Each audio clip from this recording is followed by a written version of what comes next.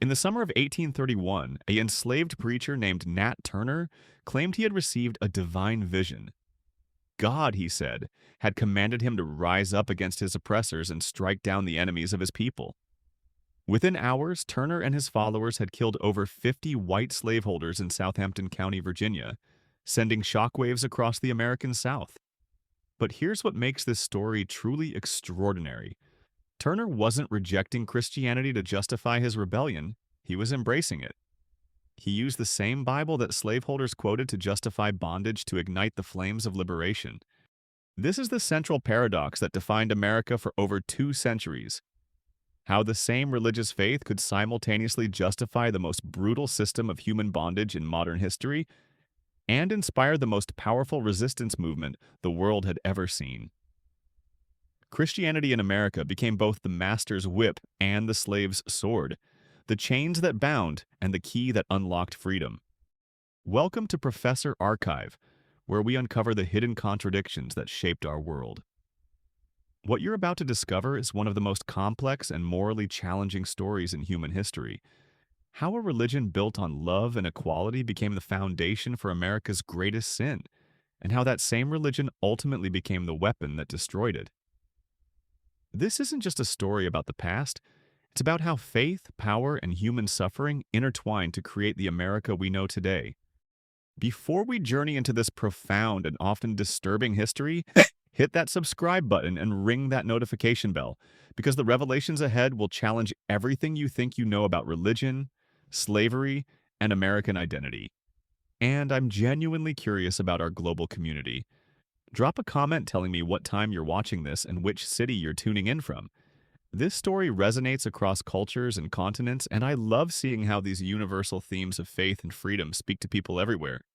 The story begins with a ship crossing the Atlantic in 1619, carrying both human cargo and a book that would transform both oppressor and oppressed. When the first enslaved Africans arrived in Virginia, they brought with them complex religious traditions that had sustained their ancestors for millennia. But they also encountered something unprecedented, a slave-owning society that claimed to follow the Prince of Peace. The early relationship between Christianity and slavery in America was far from predetermined. Many of the first African arrivals were already Christians, converted by Portuguese and Spanish missionaries in West and Central Africa. Some could read and write, were familiar with Christian theology, and understood European religious practices better than many of their captors. The religious landscape of early America was about to become far more complicated than anyone imagined, but white colonists faced an immediate theological crisis. How could they reconcile owning other human beings with their Christian faith? The answer they developed would poison American Christianity for centuries. They turned to the Bible, like specifically the curse of Ham in Genesis, the story of Noah's son whose descendants were supposedly condemned to servitude. This obscure biblical passage became the foundational myth of American racial slavery. The transformation was swift and decisive. By 1640, Virginia law distinguished between white and black servants, giving whites limited terms of service while condemning blacks to lifelong bondage. By 1705, Virginia's slave code legally defined enslaved people as property, not just workers, but actual possessions that could be bought, sold, and inherited like livestock. And remarkably, these laws were written and enforced by men who regularly attended church, read the Bible, and considered themselves devout Christians. Consider the case of Robert King Carter, one of colonial Virginia's most powerful planters, and a devout Anglican who owned over 1,000 enslaved people. Carter read daily devotions, funded church construction, and served as a church vestryman. Yet his diary casually records buying and selling human beings, separating families, and using brutal physical punishment to maintain control. He saw no contradiction between his faith and his actions because his religion had been carefully crafted to exclude enslaved people from full humanity. The theological gymnastics required to maintain this system were extraordinary. White ministers preached that slavery was divinely ordained, that Africans were naturally suited for bondage, and that enslavement was actually a blessing that brought heathens into contact with Christian civilization. They quoted Ephesians 6:5, "Slaves, obey your earthly masters with respect and fear, while carefully ignoring verses about the equality of all souls before God. But here's where the story takes its first dramatic turn. Enslaved people weren't passive recipients of this corrupted Christianity. They listened carefully to what their masters taught them, and they discovered something their oppressors had tried to hide. The same Bible that supposedly justified their bondage was full of stories about liberation, justice, and God's special concern for the oppressed. The transformation of Christianity by enslaved people represents one of the most remarkable cultural achievements in human history. Working entirely within a system designed to crush their humanity, they created a new form of faith that preserved their dignity, sustained their hope, and ultimately provided the foundation for their liberation. Take the story of Moses, which became central to enslaved people's understanding of Christianity. While white preachers focused on New Testament passages about obedience and salvation in the afterlife, enslaved people embraced the Hebrew Bible's account of liberation from bondage in Egypt. Moses wasn't just a biblical figure, he was a contemporary reality, and Pharaoh's Egypt wasn't ancient history, it was the American South. This reinterpretation was often subtle and hidden from white observers. When enslaved people sang "Go Down, Moses," white listeners heard a harmless spiritual about biblical history. But enslaved people heard a coded message about liberation that could apply to their own circumstances. Let My People Go wasn't just about ancient Israelites, it was about them. The development of the Black church represents one of the most significant religious movements in American history. Beginning in the late 1700s, enslaved and free Black Americans began creating their own religious institutions that interpreted Christianity through the lens of their own experiences. These weren't just religious organizations. They were schools, social networks, political organizations, and centers of cultural resistance. Richard Allen's story illustrates this transformation perfectly. Born into slavery in Philadelphia, Allen converted to Methodism as a young man and became a powerful preacher. But when white Methodist churches insisted that Black members sit in segregated sections and receive communion last, Allen led a walkout that resulted in the founding of the African Methodist Episcopal Church in 1816. Allen's new church looked similar to white Methodist churches on the surface. Same theology, similar worship styles, comparable organizational structure. But the content was radically different. AME preachers proclaimed that God was on the side of the oppressed, that slavery was a sin, and that liberation was both a spiritual and political necessity. They created a form of Christianity that was simultaneously traditional and revolutionary. The impact of Black Christianity extended far beyond religious services. Black churches became the primary institutions where enslaved and free Black Americans could develop leadership skills, organize resistance activities, and maintain cultural traditions that connected them to their African heritage. They provided safe spaces where people could speak freely about their experiences and plan for liberation. But perhaps most importantly, Black churches created what scholars call liberation theology. The idea that God's primary concern was freeing the oppressed rather than maintaining social order. This wasn't just a religious belief, it was a political program that would eventually transform American society. Meanwhile, white churches were doubling down on their support for slavery, developing increasingly sophisticated theological justifications for human bondage. Southern denominations split from their northern counterparts over slavery, creating separate Baptist, Methodist, and Presbyterian churches that made support for slavery a test of religious orthodoxy. The Southern Baptist Convention, formed in 1845, explicitly defended slavery as biblically ordained and morally necessary. Southern Methodist conferences expelled ministers who opposed slavery. Presbyterian churches in the South declared that criticizing slavery was tantamount to criticizing God's plan for human society. These religious divisions had profound political consequences. When churches split over slavery, they weakened one of the few national institutions that connected North and South. Religious arguments for and against slavery became the language through which Americans debated the future of their nation. The role of religion in the abolitionist movement was equally complex and powerful. While some abolitionists were motivated by secular Enlightenment principles, many of the most effective anti-slavery activists were driven by religious conviction that slavery violated Christian principles of human equality and divine justice. The Quakers were among the first to condemn slavery on religious grounds, arguing that the inner light of God existed in all people regardless of race. Quaker meetings began expelling slaveholders as early as the 1750s, and Quaker communities became centers of anti-slavery activism and underground railroad activity.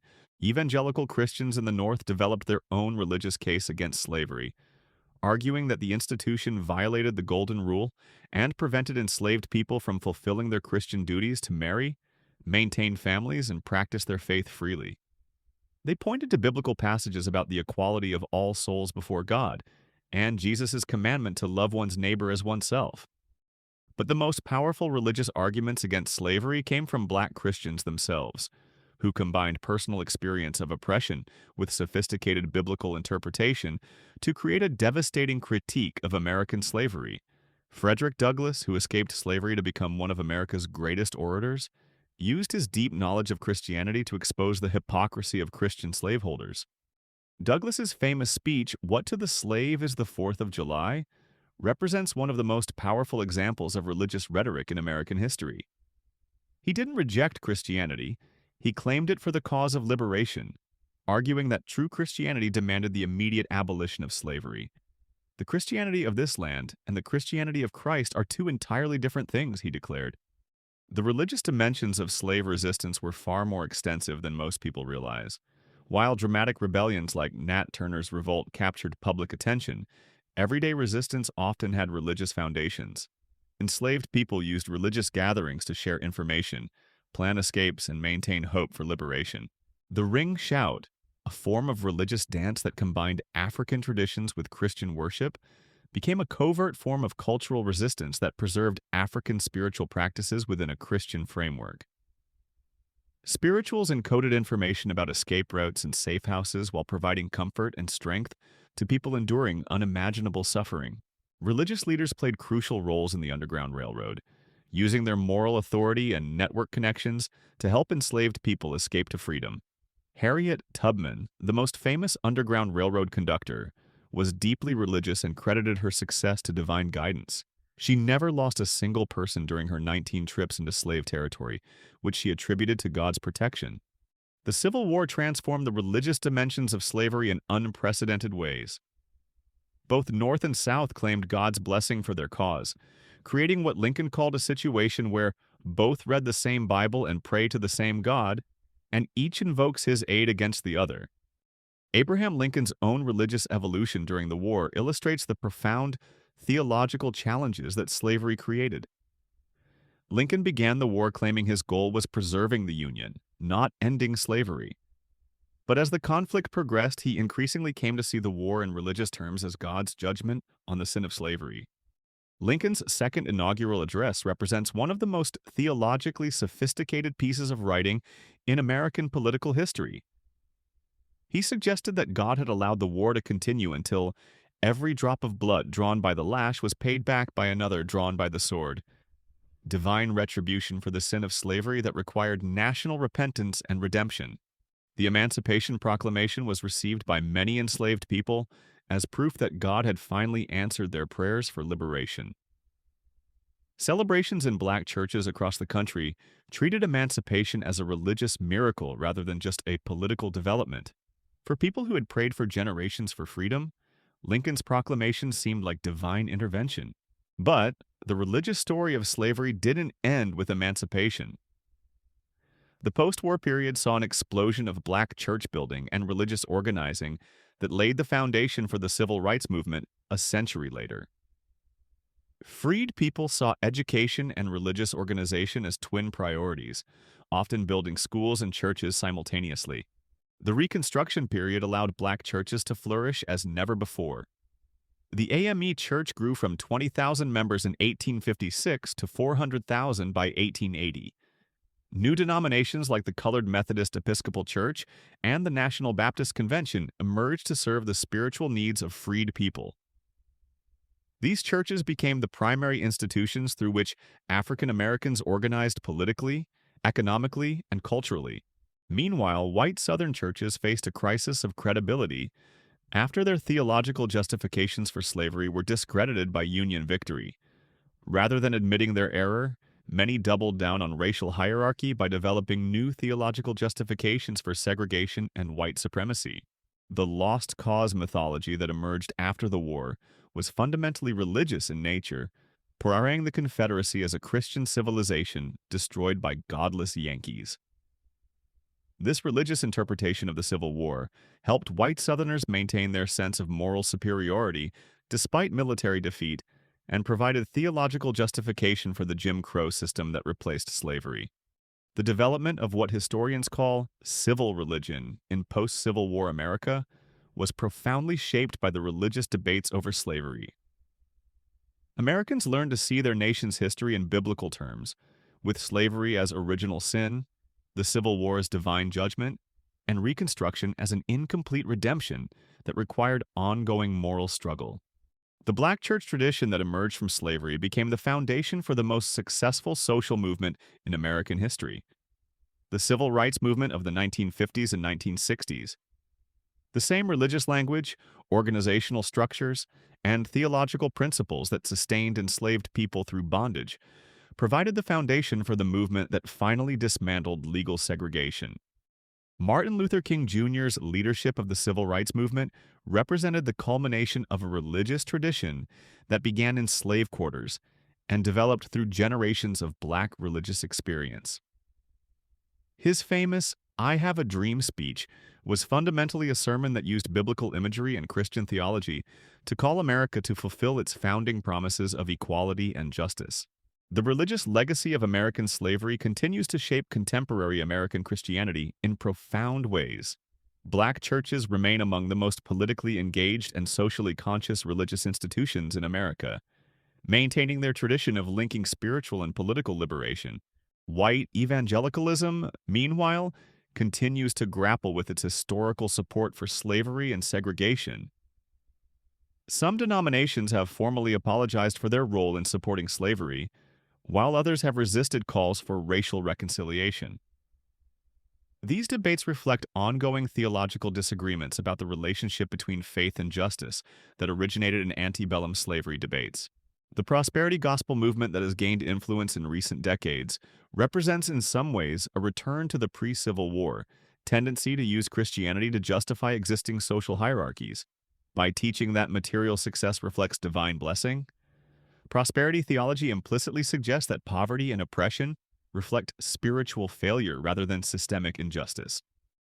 Contemporary debates about criminal justice, economic inequality, and immigration often echo the religious arguments that were first developed in slavery controversies.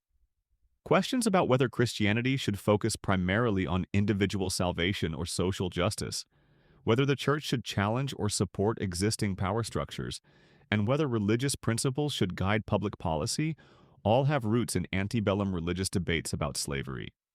The international impact of American religious debates about slavery was equally significant.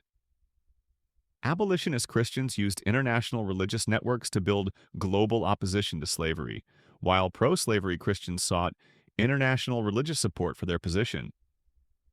These debates helped shape global Christianity's approach to issues of human rights, social justice, and political engagement.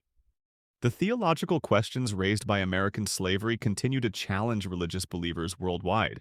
How can religious people reconcile faith in a just God with the existence of systematic oppression? What are the obligations of religious institutions when confronted with social injustice? How should religious principles guide political action in diverse societies?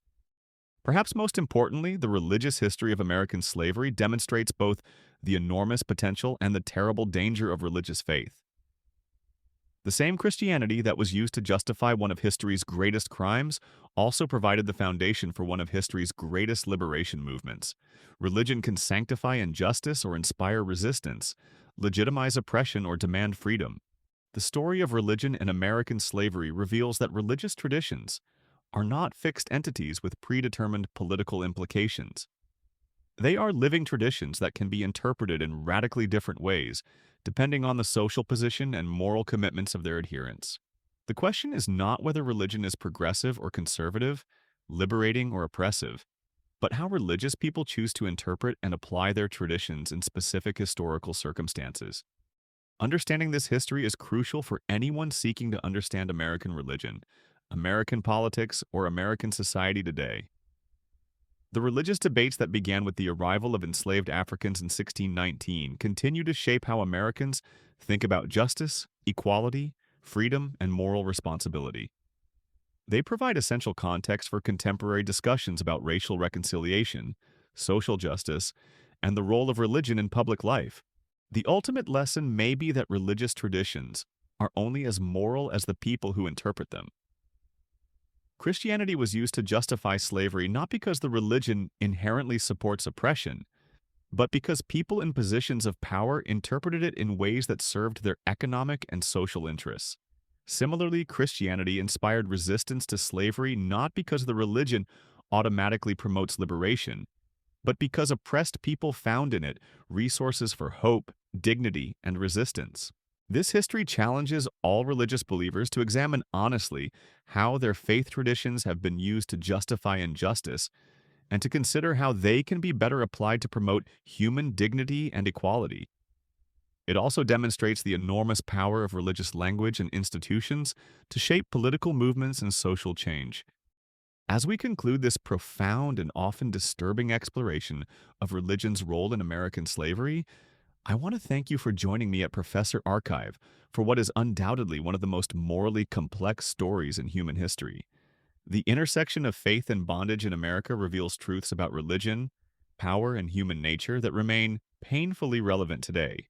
This history challenges us to confront uncomfortable questions about how religious traditions can be twisted to serve oppression while simultaneously providing the foundation for liberation. It shows us that the same sacred texts, the same religious institutions, and even the same theological principles can be interpreted in radically different ways, depending on the social position and moral commitments of their adherents. The story of religion and American slavery also demonstrates the incredible resilience and creativity of oppressed people who transformed the very religion that was used to justify their bondage into a weapon for their liberation. The theological innovations and religious institutions created by enslaved and freed African Americans represent one of the greatest achievements in American religious history. What's your perspective on this complex religious legacy? How do you think religious communities today should grapple with their historical complicity in systems of oppression? What lessons can we draw from this history for contemporary struggles for justice and equality? I'm genuinely interested in your thoughts on these profound questions, so please share them in the comments below. And don't forget to tell me what time you're watching this and which city you're tuning in from. These universal themes of faith, freedom, and moral responsibility resonate across all cultures and continents.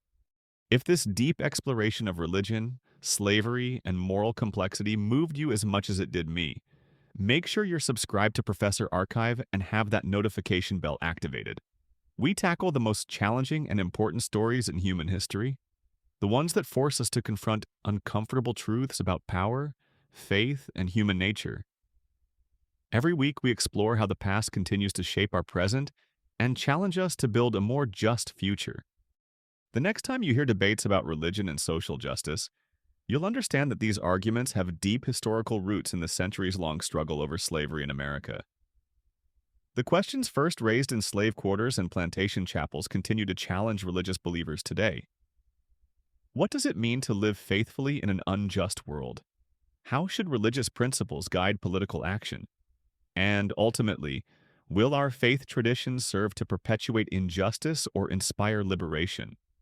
Until next time, keep questioning, keep learning, and keep seeking to understand how the most profound moral struggles of the past continue to shape our world today. This is Professor Archive, reminding you that the most important stories are often the ones that challenge us to examine our own beliefs, commitments, and moral responsibilities.